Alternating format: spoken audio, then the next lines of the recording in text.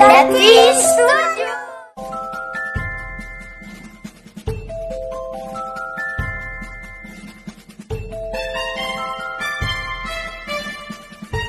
Verse 4:5 In Cebuano version, mga Salmo 4:5 Panghalad kamo, ug mga halad sa pagkamatarong, ug ibutang ang inyong pagsalig, diha king Ginoo.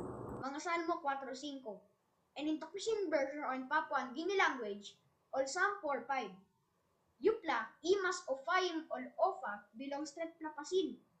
Naputim bilip, bilong yupla, long bikla.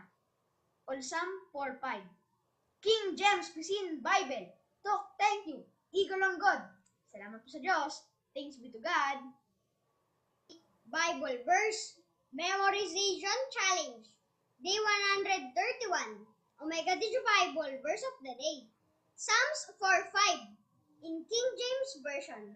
Offer the sacrifices of righteousness and put your trust in the Lord.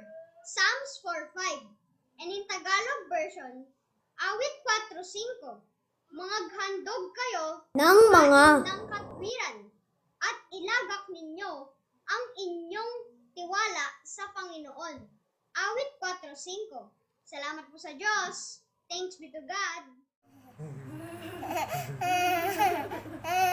It's dark.